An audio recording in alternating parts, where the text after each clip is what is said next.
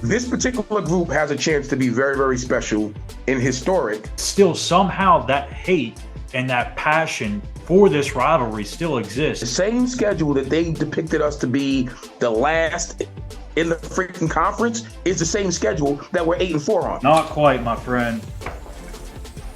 Give me the Mountaineers, baby.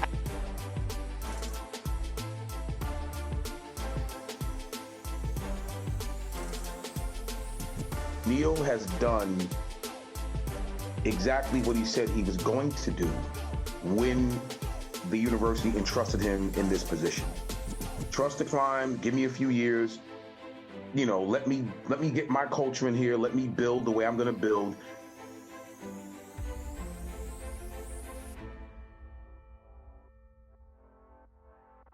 Welcome back into the Walkthrough Game Day show. I'm Christopher Hall, filling in for Skylar Callahan, who is awaiting the birth of his child, Everly.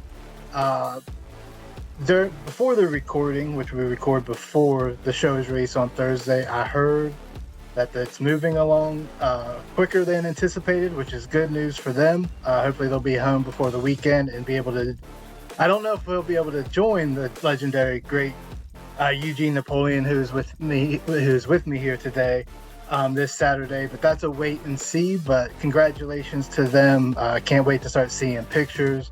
Eugene, they got to talk briefly as we're trying to navigate our way through the technology before this, but great to be back with you. Look forward to this show. Get your perspective on Mountaineer football, the win last week, some trivia. Let's have some fun with it. Absolutely. Good to see you, my guy. Good to see you. Good to see you. So let's start.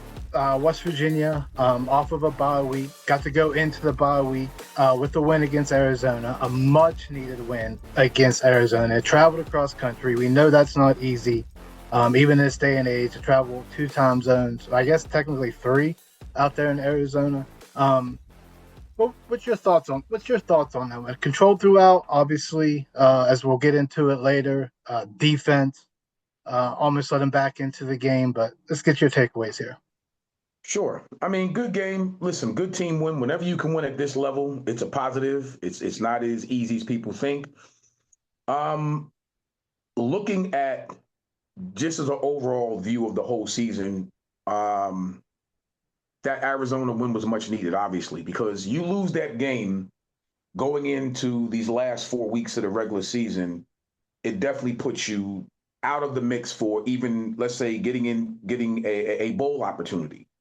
Because then you lose this game, you kind of lose in the locker room. I don't think that even the seniors would have anything to play for if you lose at Arizona.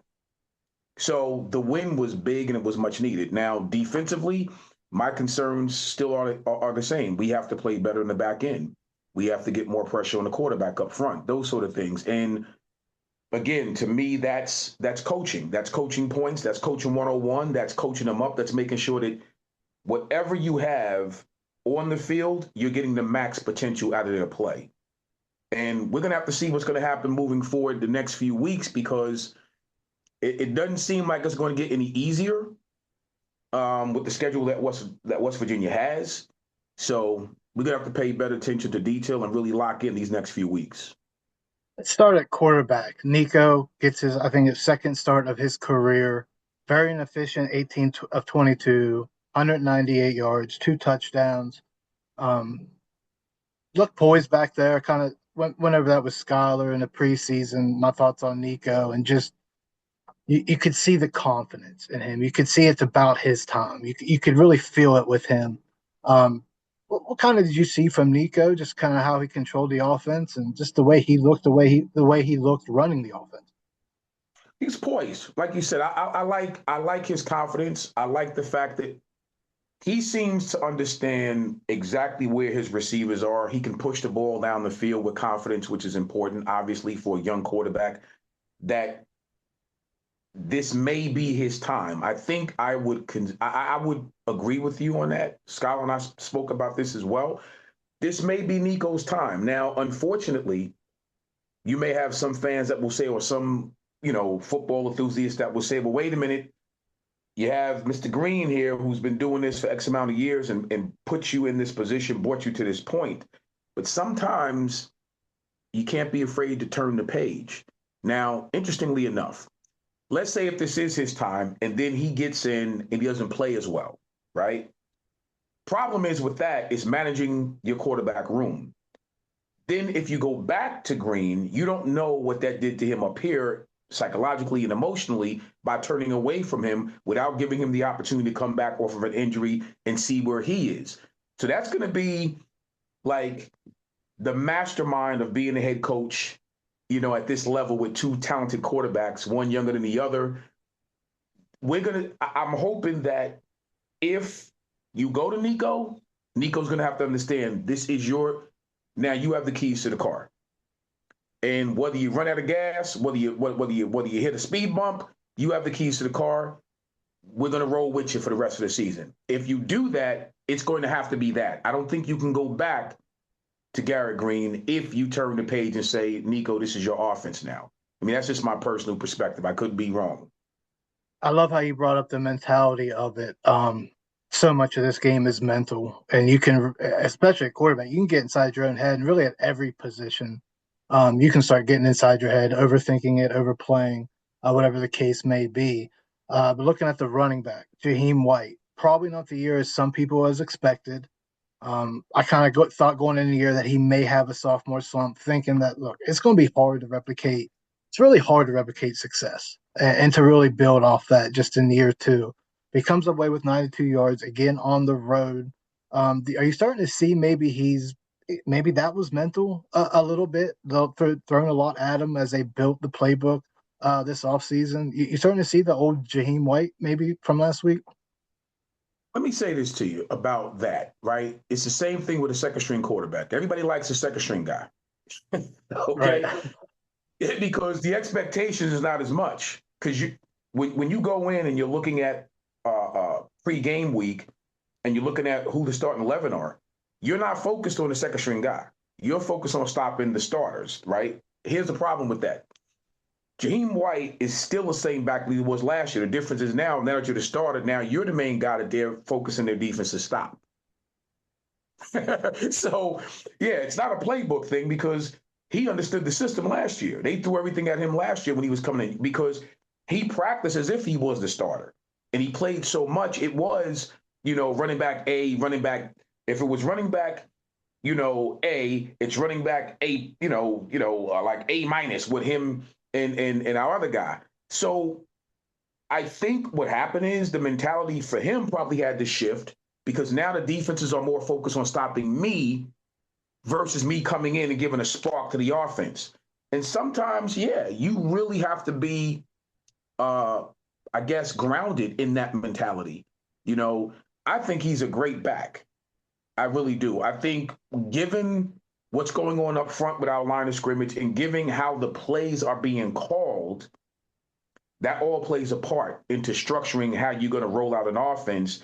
Be it if you don't call the right play on first down and now you're behind the sticks, you know what I mean? You have to have that pretty much laid out. So a lot of that is also on the play caller versus the talent that you have on the field. It almost has to coincide with each other. And I think some of the stuff that he's expected to do really does depend on how this offense is being set and what's being called for him. And this is my humble opinion.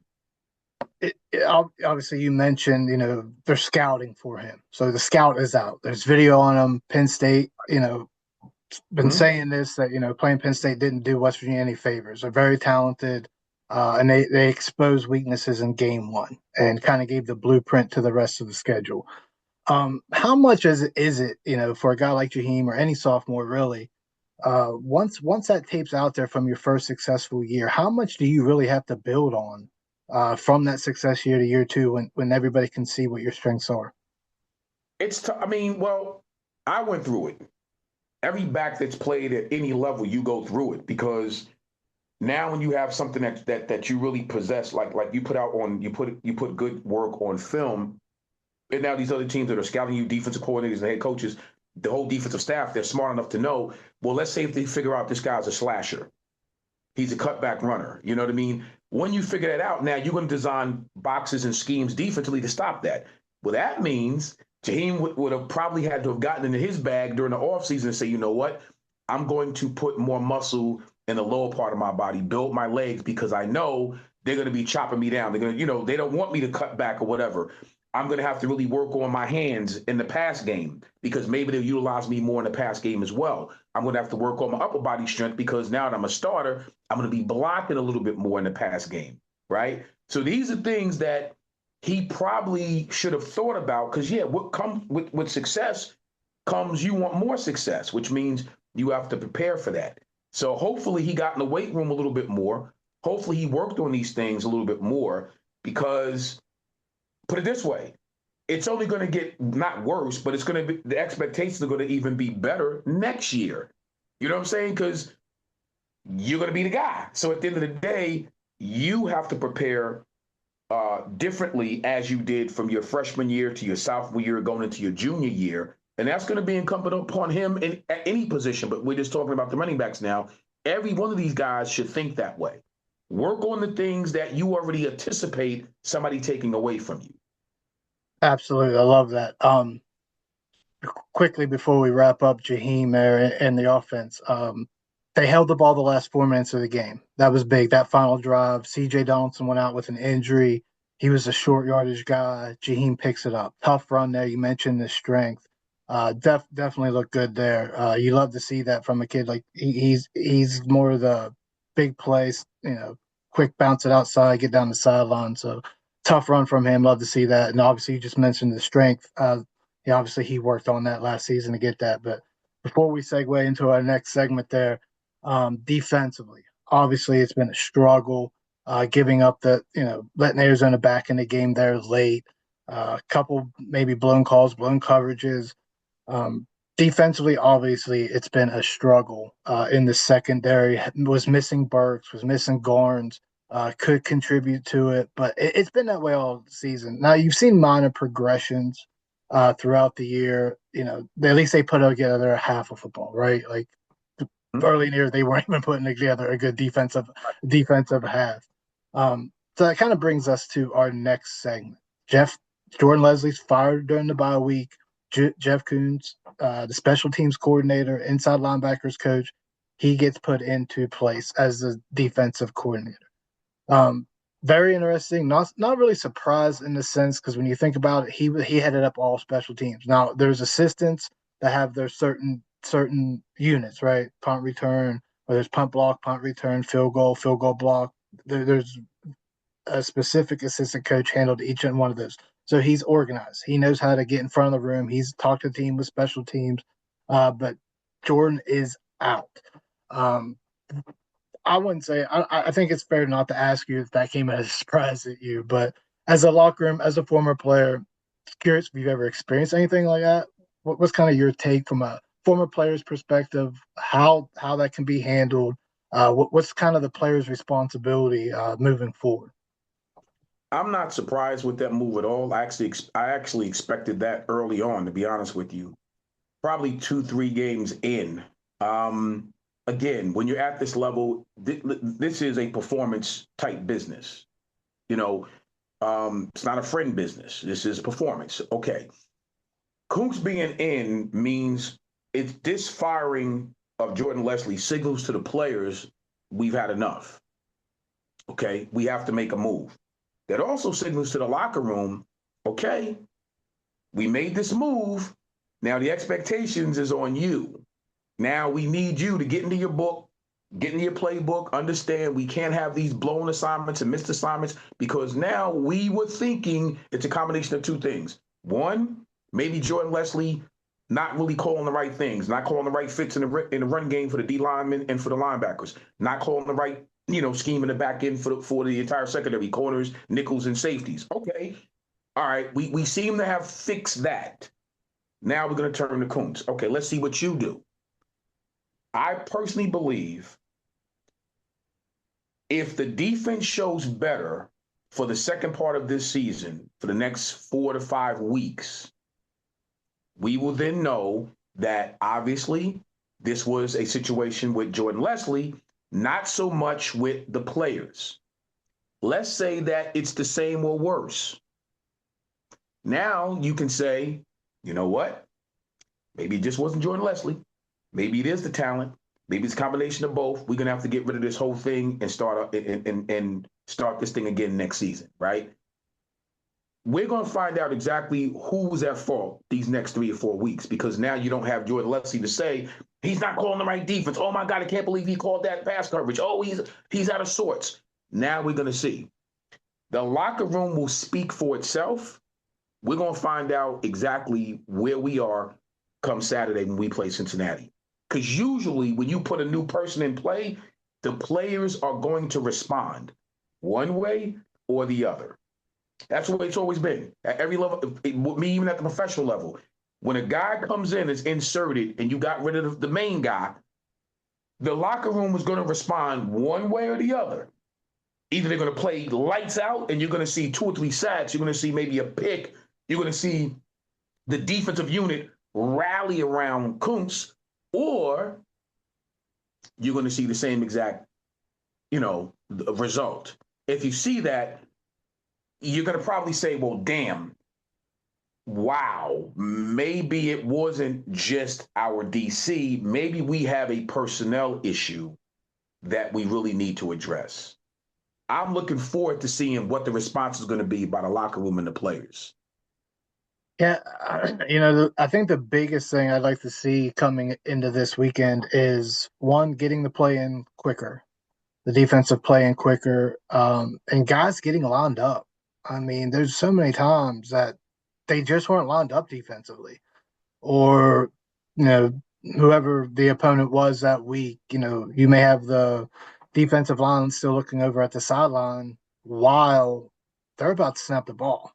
So there was definitely issue with communication, and there was definitely some confusion within the personnel on the field on where they're supposed to be, where they're supposed to line up. And I know, kind of going back to Arizona, Latham was put in a bad position. Well, not having the all 12, the all 11 film, it just looked like it was cover 2, basic cover 2 zone, and Latham was the underneath guy, and he just kind of got put on the island, and no one recognized anyone coming in the middle, which that's how you're going to attack cover 2, is go through the middle. But a safety should have been able to recognize, where McMillan was. I mean, he was their leading receiver. So, yeah, like you said, it's going to be interesting whether it's play calling, but I don't know if you're going to get a huge jump in the first week, but I think progress is all three levels of the defense being on the same page. I think that's where you can start, and then seeing where they're lining up before the snap. Now, you want to laugh at this, Chris? If this is a situation with terminology and shortening, the play call, right? You're in the same lineup, but terminology and just shortening it. That way you're saving some seconds with putting them in. But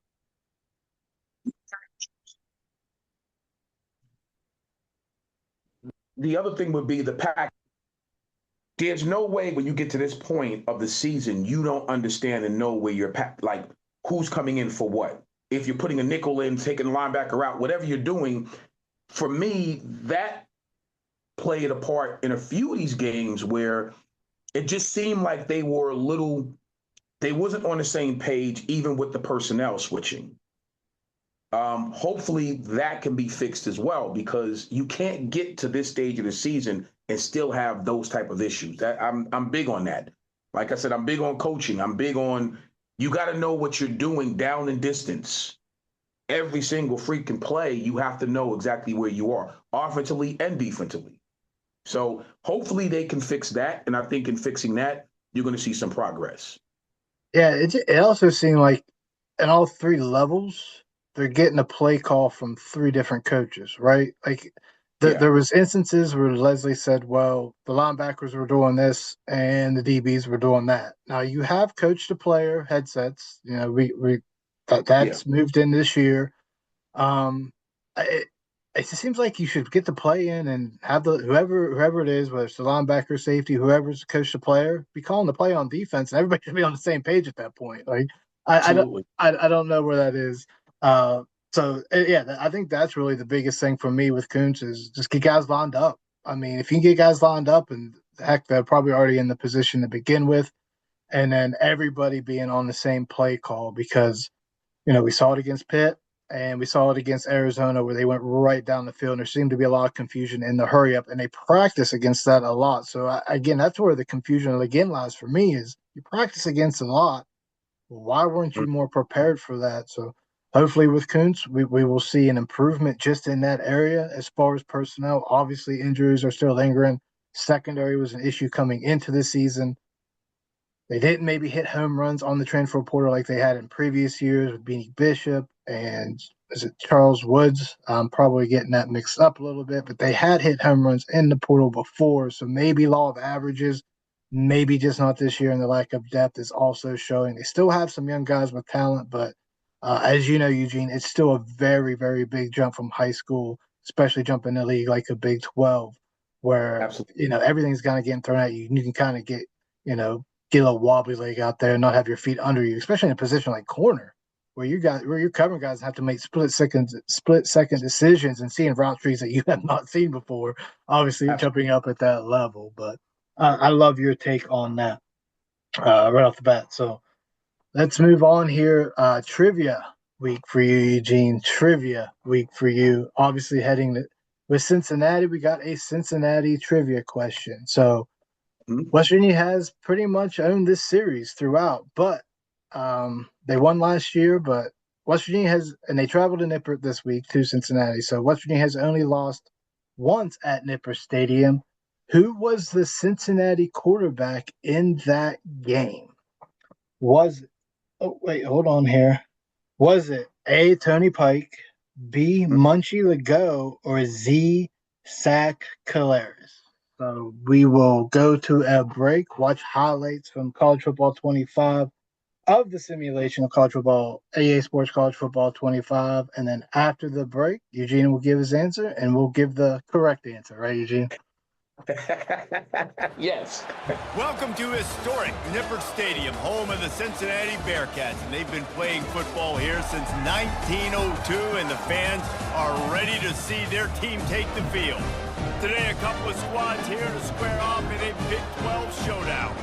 As we'll see, the West Virginia Mountaineers taking on the Cincinnati Bearcats. Dropping back, it's Green. Unloads to the wideout. That ball is intercepted at the goal line. And they'll close in on him after a good return on the interception. Good right down the boulevard. Tackle. Trying to move the sticks on third down through the air. Got it. And he will score. Touchdown, Cincinnati. Use the play fake. Now to throw. Grabbed in the middle, it's Davis. Knock it through from 54 yards out on the left side. It's good. Back to the air one more time. He makes a catch. From the gun, they'll give it on the inside. And he'll step into the end zone. Touchdown, Mountaineers. On third and long, he's going to have to throw for it. Got it in the middle, it's Henderson. On third and long, try to convert through the air. Fires to the wideout. Wide open downfield. Their lead, but they don't want to leave too much time on the clock for an answer. Touchdown, Bearcats! They move on top here in the fourth. Back to throw, it's Sorsby. Unloads to the wideout. Complete to the left. Touchdown, Bearcats! And once he found open space, the band might as well start playing. To the air, it's Green. A shot toward the end zone. And it's grabbed for the late touchdown. And how about this? It's not over yet. Whole thing pretty much comes down to this onside kick. Few anxious moments there, but the hands team, true to its name, victory formation. The quarterback takes a snap and takes a knee.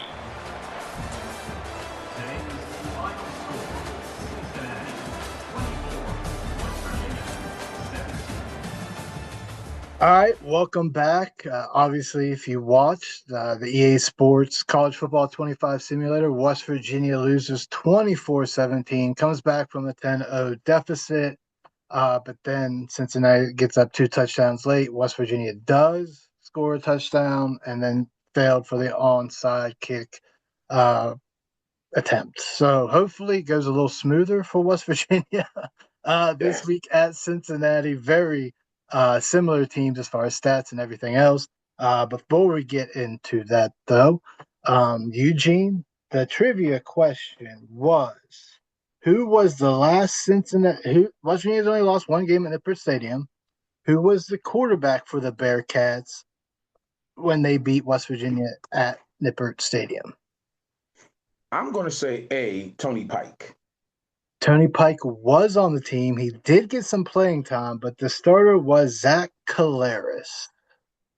Zach Collaros. He, if I remember Great. correctly, he threw for 205 yards, no touchdowns, but an interception. The player of the day was Isaiah Peed, running back Isaiah Peed, 175 yards and a touchdown. Obviously, he had a nice career in the Yeah. NFL as well. So we don't want history to repeat itself, and we do not want EA Sports to be correct on that one. West Virginia, Cincinnati kicking off at noon this week. Players to watch. This one, one little cliche with the quarterback. Brendan Sorsby is the player I have watching. He's 3rd in the Big 12 with 2,108 yards. Then defensively, we got former Mountaineer Jared Bartlett. He's done a little bit of everything. Leads the team with 5.5 sacks. 2nd on the team with 42 tackles, and he also has 3 pass deflections on the year. So even though he's former Mountaineer, Neil Brown said, he left on good terms. Good to see him still playing well and doing well. Obviously, don't want him to see him doing well against West Virginia. And then for West Virginia, the players to watch, we have Jahiem White on the offense. Talked about him a little bit earlier. He had over 200 yards rushing in the West Virginia's 42-21 win last season against Cincinnati. And then you have hopefully disrupt that passing game, T.J. Jackson. Been solid all season long. Loved him in preseason camp. So let's get into it, Eugene. We got a good one this weekend. 2 similar teams on paper, both losing the final minutes to Pitt. Obviously, that's still a sore subject in Morgantown. Kind of looking at this team, mentioned Orsby's 3rd in the league in passing. This team's been quiet against similar resume. You could probably give them that quality win over Arizona State. May want to put an asterisk on that one, though. That was a noon kickoff for Arizona State. So that was 9 o'clock local time for them. That's crazy. Big 12 did that to Arizona State. But what do you when you look at this this Cincinnati team, whenever you look at them, what do you see from them? They're scrappy. You know what I mean? I used to hate the term scrappy. My wife coaches at the collegiate level, and she always says, that term drives her crazy on the basketball court, scrappy. So for me, they are scrappy because they don't give up on plays. And that's the mark, to me, of a decent football team. They don't give up on plays. It doesn't seem like they feel they're ever out of a football game. And what's happening right now, they kind of feel the urgency the same way that, Mountaineer fans feel the urgency. They have to win this football game. It means a lot for both programs to win this game. The fact that they're home, I'm expecting them to come out and really wanting to send a message that they're going to play well. Conversely, I think we have to answer the bell, man. We have to answer the bell. This is a turn the page 2024 football season, answer the bell type game. It really is. And I think this is the right game right now. Cincinnati's always been a tough program. Let's be clear about that. They're going to punch you in the mouth. So I like Cincinnati. I really do. I like the grind and the scrappiness of their team. I'm looking forward to seeing how we get up and answer the bell with a new defensive coordinator, even though he's been in the fold. I want to see what we do defensively to set the tone, and I want to see what we do offensively to put this game out of reach early. That's what I want to see. Because if you don't do that and you're on the road in a hostile environment, it can be a long day. It can be a long day. Yeah, and if you kind of go back to last year, that think it was 42-7 heading into the fourth quarter. Yeah. Cincinnati got 2 fourth quarter touchdowns. But they're also coming off a bye week, but they had to live with that loss. They lost at Colorado, played them tough. Colorado pulled late, 34-23. Colorado got the win. Colorado's been a surprise. So that's not necessarily a bad loss, especially they also had to travel across the country. But yeah, when you look at West Virginia, they get the win, right? So they're feeling good about themselves. I've felt like under Neil Brown they haven't played well coming off bye weeks for whatever reason. Maybe it's been the opponent, maybe it's just been that kind of luck for them. But you want to see them start off fast. I think you're absolutely correct on that. You want to jump out on them early, but then what we've seen this so far this season is allowing them to come back. Maybe being a little too conservative play calling as well when they've been in the lead. Now, there's different philosophies there. You don't want to put the ball in the air and maybe give up a pick six. But to me, that's always thinking negative, right? Like you don't want to be negative in your decision making. You want to be positive and still get the ball to your playmaker. So I think if they do get up early, you got to keep the gas, your foot on the pedal. Just keep ramping it up. And I also like to see, can Jahiem, I know we talked about it, but can he kind of, look, he's not going to go run for 200 yards. I think that's an unfair expectation, but can he get over that century mark? Can they establish a running game?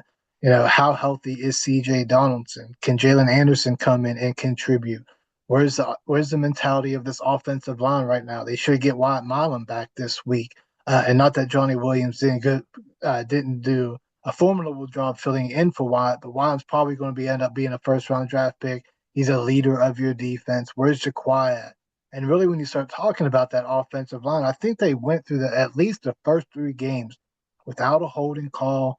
I don't know if I'm pretty sure they didn't have a procedure call, but all of a sudden these penalties are starting to rack up on the offensive line.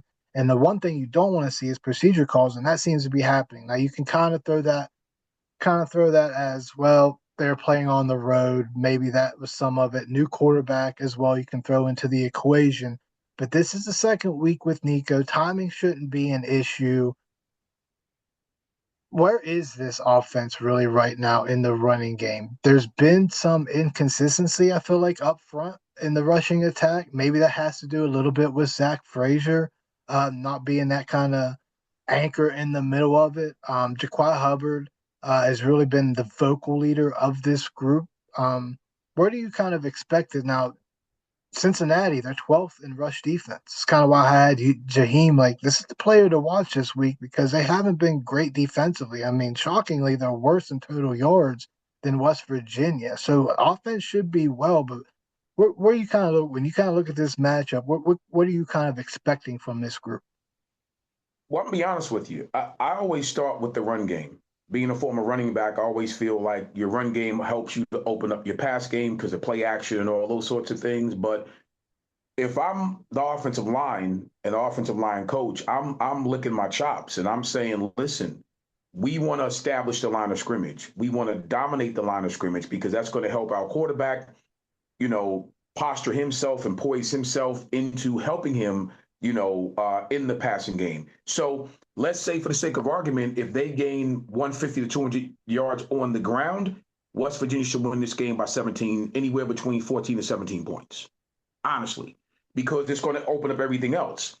Now, if we struggle on the ground against, no disrespect to Cincinnati's defense, if we struggle on the ground, there's a whole bevy of other issues that we really have if we can't get going and sustain a running game in this particular game. That would be my focal point. If I'm Neil Brown, I'm going into the offensive, staff meetings and saying to my linemen, the goal this week is to rush for over 200 yards. That's the goal. Don't worry about anything else. We're going to run the football down their throat. Running the football is going to help us open up the passing game. And the goal is, I'm going to write on the board if I'm him and 200 yards. That's the goal. I'm going into the running back room and saying, this is what I want from you guys. We're going to attack them with the 3-headed monster philosophy.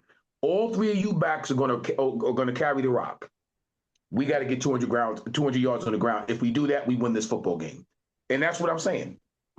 I'm putting the onus on my offensive line and on my RBs. We'll take care of the passing game, but it starts with getting over 200 yards in the run game. That's what I'm saying if I'm Neil Brown this week. What about 300 yards? Because this team racked up 424 rushing yards against them last year.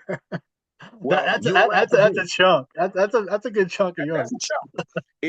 If your RBs can get you over 200 yards, and you full know well that the pass and your quarterback gets you 75 to 100 yards plus, because you already know if the passing game breaks down, the rush lanes break down, yeah, we're going to be able to run. The quarterback's going to be able to get a chunk in there as well. I'm hoping that if you get 200 yards from your running back room, you get about 75 to 100 yards from your quarterback with his legs. That's 300 plus. If you can do that, plus another 2 in the air, you get anywhere between 450 to 500 yards of total offense, you should win this football game.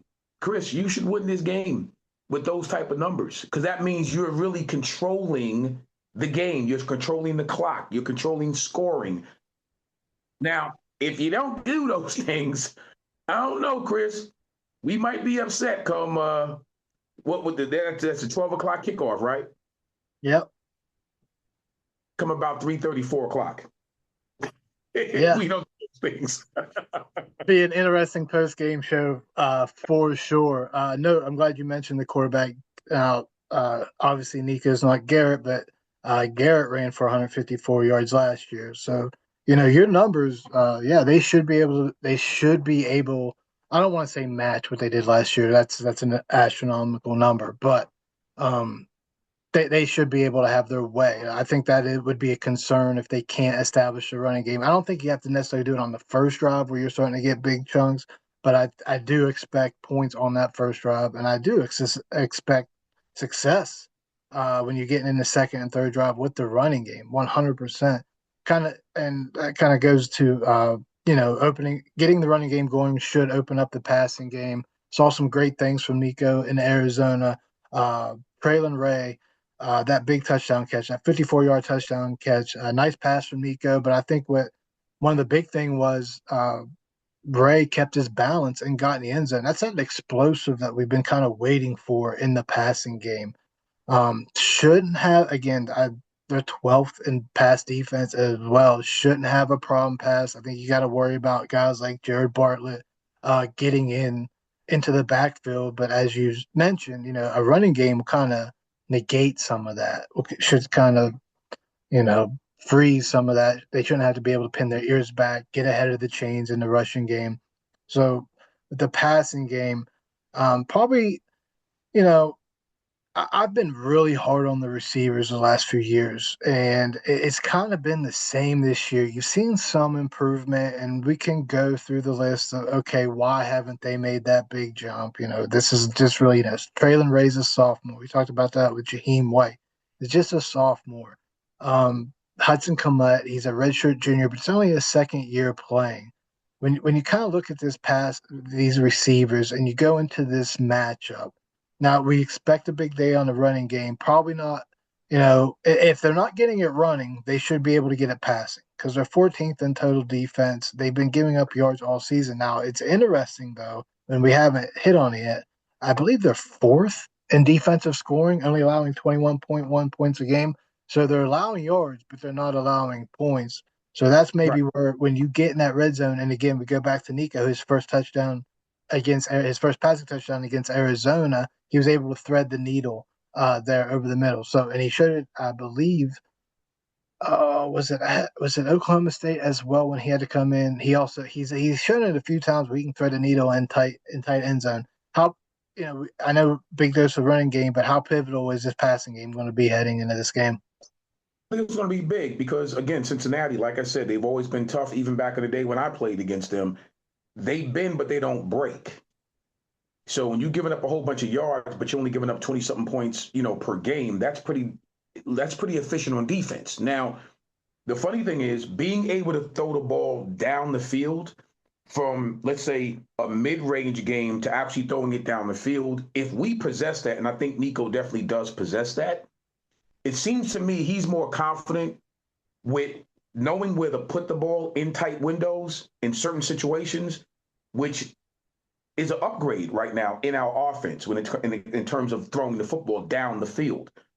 If we do that Saturday at Cincinnati, where you establish a running game, now you establish the passing game, I'm going to tell you, it could be quite, in the defense steps up, it could be quite interesting the last 3 to 4 weeks of this season, because now you'll be doing something. And if you can do it consistently, if this game is a blueprint to what the offense is going to look like with Nico at the helm compared to what the defense is going to look like with Koonz now being the DC, this might be the right time, Chris. It looks like this game could be pivotal in all of those areas if we can do that. But throwing the football down the field, we should be able to do that this game and pick up from where we left off, in the Arizona game. If Nico can do that with confidence and these receivers can catch the ball, make plays with their legs after catching, man, listen, I think this could be interesting going into the back part of this season where we can win these next 4 games. And I know people will think I'm crazy for saying this. Anything is possible.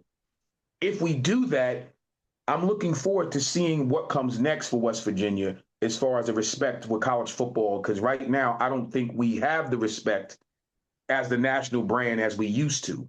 That's been a problem for me over the last few seasons. I don't like that part of it. But it all starts with Cincinnati, at Cincinnati, 12 o'clock kickoff this Saturday. I'm looking forward to looking at all of it.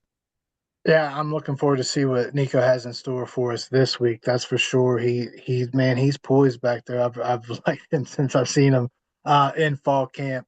Let's turn it over to that Cincinnati offense. They're third in the Big 12 in total yards. They're moving the ball. We mentioned Swordsby's got 21. He's I think he started in the Big 12. He's got 15 touchdowns and 4 interceptions. Solid running back in Corey Connor. Great downfield receiver in Xavier Henderson. They utilize their tight end, so it's going to be a big matchup for the linebackers this week. Young linebackers with Josiah Trotter, his first year, even though he's a redshirt freshman, obviously hurt last year.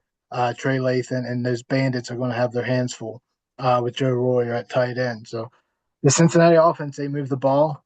They've been known to score. They went, that was a back and forth game against Pitt. What are you seeing from this unit? Listen, keep everything in front of you.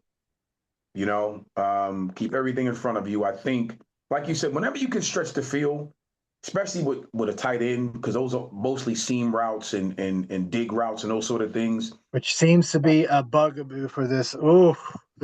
I don't want to say just this defense, because it's a struggle for a lot of defenses, but West Virginia defenses historically against tight ends has been bad. Yeah. Well, I think, and that's simply because now you're talking about linebacker play. Either your linebacker or your nickel and or strong safety, whoever is, depending on how what you're scheming up to cover a pass catching tight end, put it that way, not a run blocking tight end, 2 totally different things, right? They have a guy that can actually catch the football and run decent routes. We're going to have to do a better job of matching up what that looks like when we third and short, when they're going to throw the football, because a lot of teams, I watched Cincinnati 2 or 3 times this year. They're really clever in how they use their tight end. So we're going to have to be ready for that type of stuff. I don't want big plays down the field. I don't want big plays, For me, when you run across a corner's face, you have a potential for a big play. So what do I mean by that? When they're not getting touched in their stem and their release, and this kid, a receiver, can run straight and then cut across your face, you're talking about a post, you're talking about post corners, you're talking about deep seam routes. When that happens, I already start holding my head because you're talking about explosive, big freaking plays. We have to, if we have a chance to really neutralize this game and take control of it, we have to stop those type of plays early and often. Because if you can do that early and often, Chris, you know what? It kind of stifles you a little bit. And for Cincinnati, you take that stuff away early. You kind of let them know it's going to be a long day. You're not getting an 18-yard dig route on me on 3rd and 5 and we give up 18. If we can do those things early and set the tone, I think we'll be okay. If we don't do those things early and set the tone, I think it's going to be a long day. Yeah, this is a big test for newly designated defensive coordinator Jeff Koonz. You're coming into a situation where you're going up against one of the better offenses in the league, and even though he's the special teams guy as well, don't want to put everything on him, but would love to see a big play on special teams, whether it's a return, flip the field position on a kickoff. You don't have to run a kickoff back for a touchdown. You don't have to run a punt return for it. You don't have to block a punt. But I'd like to see a field flipped in one of those situations. I think that can be key because, like I said, I don't know if you're going to just hold them to 3 and outs. I think that's a tough ask. But what you can do when you do stop them at midfield or something to get a nice, good return, just kind of flip that field and give your offense a better chance. And I don't think you can do that defensively. Yeah, like in a perfect world, we would like to see some takeaways. I know that was one of the bigger issues with this West Virginia defense under Jordan Leslie. Whatever it is, I mean, they were in position at times too. Like you go back and look, even at the pick game, that could have been a 99-yard touchdown return, a pick six, and totally could have really flipped that game in a better position for West Virginia at the end. Then again, maybe not. But we've seen situations like that where they've had the ball right in their hands. Saw it at Arizona, they dropped one. So will that change? Does that change? There's just something different in the building, a different air, whatever it's going to be to kind of flip that defensive. But if you can't, we'd like to see something on special teams. No, I agree with you. I think, Chris, all those things are important. Listen, you go into a game like this, you need 2 takeaways on defense. You need to give your offensive side of the ball at least 2 more extra possessions. And that's not unrealistic in a game like this. I think that's realistic too, right? A big play on special teams, be it in a punt game or kickoff. If you can do that, I think, like you said, flipping the side of the field. If you don't get a takeaway, 1 or 2 takeaways, you need to do something in the special teams game. Anything extra that can help either your offense or your defense. You get a big play on the punt team, not punt receiving, but the punt team. That's going to be good. You get a big play on kickoff, not kickoff return, but even kickoff, that's going to be good. If you pin them down inside their 10, you know what I mean, for your defense, that's going to be good. So either way, we have to do something in the special teams game to change the trajectory of what's happening and defensively to help our offense out a little bit. If you can do those things, like I said, we should come out with a victory. If you can't do those things, you do not go to Cincinnati and play them like this is a regular football game. And not to put hyperbole on it and more, stress on. We have to play almost flawless football to come out of Cincinnati with a win on Saturday. I really believe that. Because if not, it's not going to be, like you said, it's not going to be a good post game. and I don't want that. I would love to have a great post game come Saturday afternoon. Quick question before we make our predictions. Curious as a former player. So West Virginia, they beat them bad. Yes, it was 42-21, but it was 42-7 in that fourth quarter. How much is that, some player turnover, but how much does that stick in the back of their mind from a Cincinnati standpoint? And what does the coaching staff, West Virginia hasn't performed to where they thought they would be at this point. So you would think motivation shouldn't be a factor. But when you look what they did last year, how much responsibility does the coaching staff from West Virginia's perspective to make sure that they're locked in, even though they beat them down? How much Cincinnati is coming back looking forward to this game? I'm sure from Cincinnati's standpoint, absolutely, because they're going to want to prove and show that we're a lot better of a program. We're supposed to be where we are playing West Virginia. Now this is really rude, what I'm about to say. Okay. Cincinnati can feel that. They can feel like we're supposed to be here playing with the big boys, right? West Virginia's job is turn that film on, show the whole game, not parts of the whole game, and say, no, they're not. They're not supposed to be here playing with us, even close. We are the 15th winningest program in the history of college football. They're not.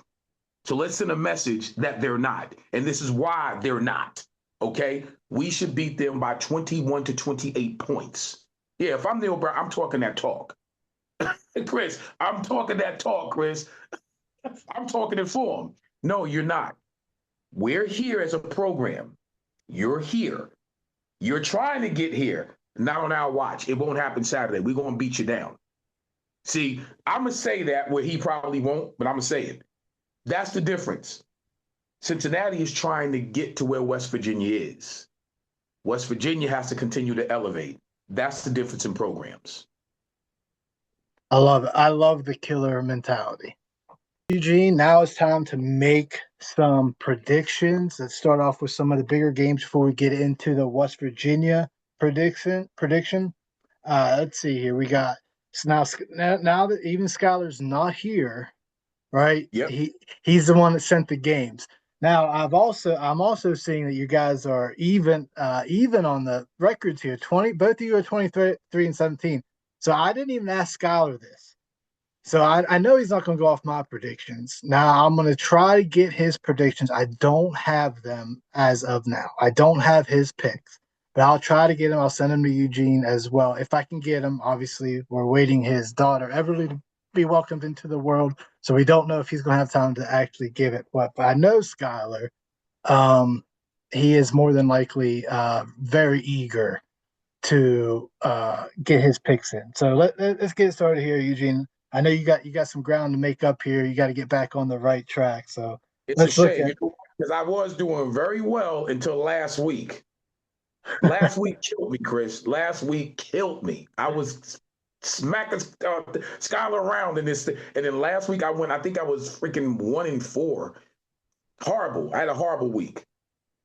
All right, let's see if I can help you out here. I'll make my picks first, see if I can help you out, which you may want to go against me. I haven't been the best at this so far this year, but let's see. Right off the bat, we got Georgia at Ole Miss, 3:30 p.m. on ABC. Kirby Smart, Lane Kiffin. Lane Kiffin never disappoints in entertainment. Georgia, Stetson Bennett, 3 picks, I think, in the last 3 games. Like he's in each of the last 3 games. Like he's really struggled this year. Georgia's super uber talented. Lane Kiffin is not known to win big games. It is at Ole Miss. I'd love to give the nod to Kiffin, but I'm gonna have to go with the Georgia Bulldogs on this one. Absolutely. No, they're going to fix what's ailing their offense. They really will. Their defense will step up. Same exact thing. I'm going with the Bulldogs this week. Alabama at LSU. Great rivalry. Remember those Les Miles matchups. Absolutely loved it with him and Nick Saban. Although the score wasn't probably the funnest, I'm a defensive guy. I love it when defenses make the offense strain to get anything going. But Alabama at LSU, 7:30, ABC.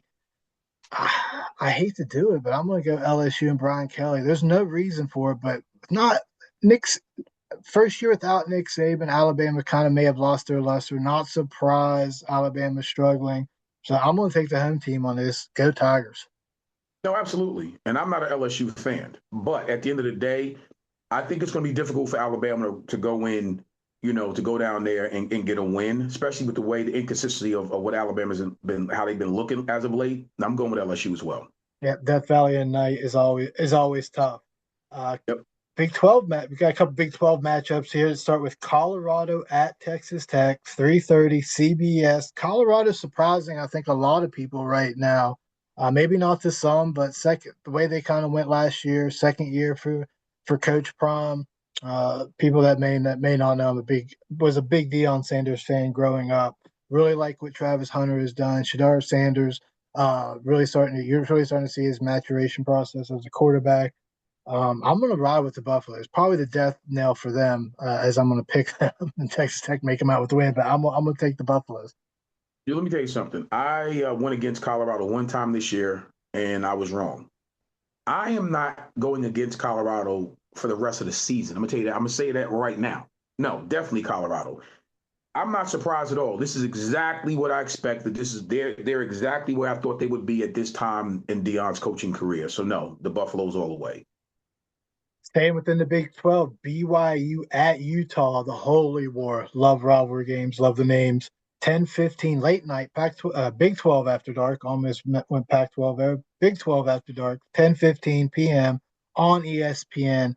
obvious pick is BYU. I want to stick with them, but man, at Utah, rivalry games, Utah, man, they want this one. Boy, would they love to Kyle Whittingham would love to redeem himself and get a win here. Would not be surprised if Utah wins, but I gotta go with the Cougs. They've been living dangerously sometimes this season. The ball has bounced their way as their luck ran out. Time will tell, but it's kind of hard to go against the Cougars. No, I'm with you on that. I'm going with BYU as well. Believe it or not, I like Utah. I really do. I think Utah is a talented program. I think they recruit well for where they are. But for some reason, BYU is such a well-coached football team. It's hard to go against the Cougars. You're 100% right. So I got BYU in this game. Yeah, BYU is playing really well, especially the struggle they had with the first season in the Big 12 last year. Now for the game. Really the only game that matters for us, for everybody that's watching. West Virginia at Cincinnati. I thought you made some great points with the rushing game. It's really hard to get a vibe on this team at times. When their back's against the wall, they seem to kind of stand up. You could have said they didn't do it against Kansas State. That first half they did. Obviously, some injuries played a part into that going into the second half. Losing your leader, your quarterback, maybe that played a huge part.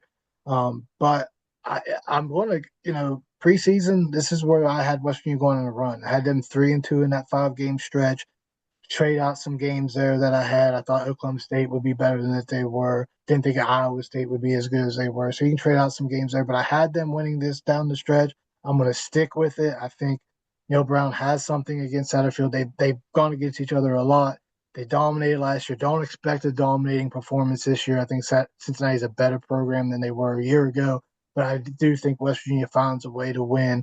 And I think offensively they'll do well. I think defensively you may see that little spark that you were kind of talking about, that little resurgence, that little look, we're a proud unit. Wasn't all on the coaches. Some of this is on us. I think they kind of step up, they're not going to dominate. They're not going to keep them scoreless. I think it's going to be a battle, but I don't think you're going to see that late second half collapses we've seen in the past. I'm going to go West Virginia wins 31-27. Oh, you giving a score? Wait a minute. I'm going to give a score. I'm so used to doing it where we just do the writing. I have to usually have to give a score. So I want to score. So I think I can really be held accountable twice on that. Yeah, you know what? Wait a minute, Chris. Wait a second. Wait a minute here. Okay, I'm going West Virginia. Obviously, I think for all the things we talked about, setting this game up, I think the defense is going to respond favorably. I think our offense got something to prove. I really do. I think Neil Brown as a coach is tired of hearing all of this stuff. Everybody's talking down on him, fire Neil and all of that. I really think he's going to come into this narrowly focused on doing everything he needs to do and put it all together. And I think West Virginia will do exactly where we are right now. I think they're going to do a little bit better than what people expect starting right now. So I'm going to say WVU. You know what? I'm going to say 35-21. 35-20, I like it. West Virginia by 2 touchdowns. That's a social media gem right there. Eugene, it has been a pleasure with you. We don't know. Post-game show Saturday, we don't know Scott will be back. It may be me. We'll have to kind of work out that schedule as we navigate the week and welcome Everly into the world. Thank you all for being patient with me. Probably rushed some things a little bit. Not you. Been weird going back to the old hosting seat since our early days of Between the Ears. But Eugene, been great hanging out with you, great catching up with you. Love hearing the passion you still have for the game. All these years, you still have love for the passion of the game. Good to see your son in the coaching ranks. You're a man of many talents, and now a grandfather. Absolutely love to see it. Be sure to hit the subscribe button. Be sure to follow us on X or Twitter, however you want to pronounce it, at SI_WVU, and follow us on Facebook as well on West Virginia on SI. On behalf of Eugene, myself, and again, congratulations to Skylar and his wife, Madeline, welcoming the new baby. Hopefully, Skylar will be back this weekend. I know he's itching to get back into the seat. If not, I will come to you live. I will be at Cincinnati. Again, me and Eugene will have to kind of work it out. It won't be up as fast since I will be at the game and at the press conference at the time that they usually do the show, but we will have a show for you after the game, win or lose. So, again, thank you. Subscribe to us. We'll see you again here at the end of the week.